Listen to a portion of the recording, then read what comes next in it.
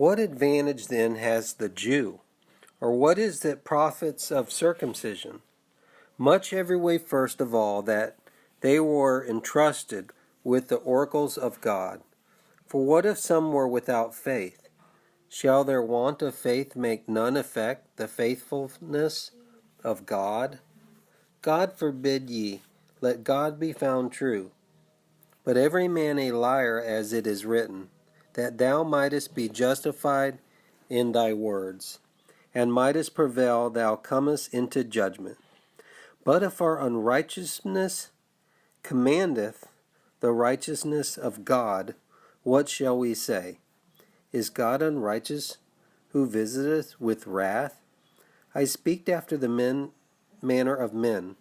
God forbid, for how shall God judge the world? But if thou truth of God through my lie, abundant unto his glory, why am I also still judged as a sinner? And why not? As we are slanderously reported, and as some affirm that we say, let us do evil that good may come. Whose condemnation is just? What then? Are we better than they? No, in no wise. For we before laid to charge both of Jews and Greeks that they are all under sin.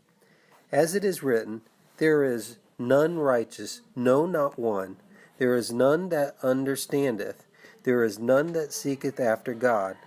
They have all turned aside. They are altogether become unprofitable. There is none that doeth good, no, not as much as one.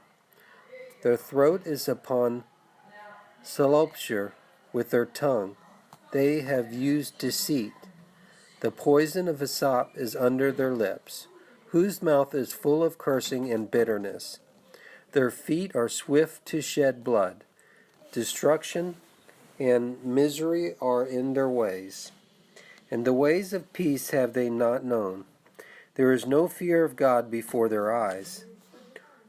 Now we know that the things soweth the law saith it speaketh to them that are under the law, that every mouth may be stopped, and all the world may be brought under the judgment of God.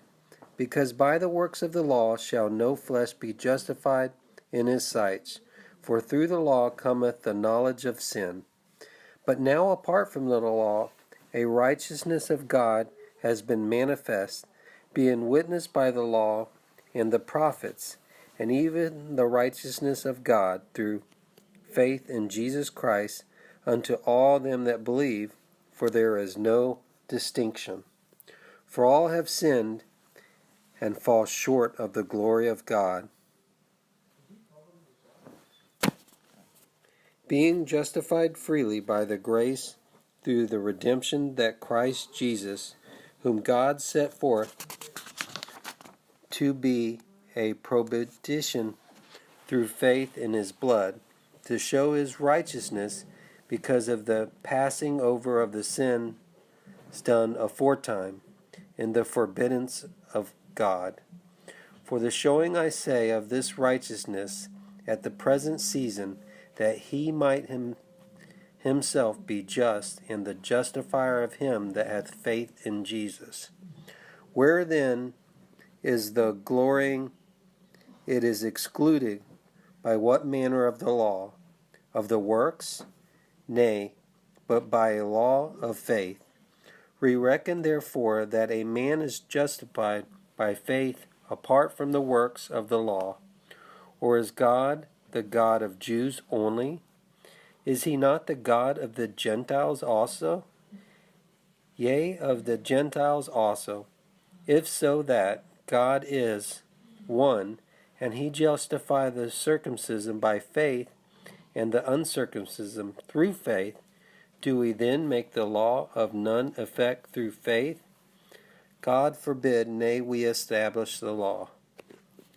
This was the book of Romans, chapter 3.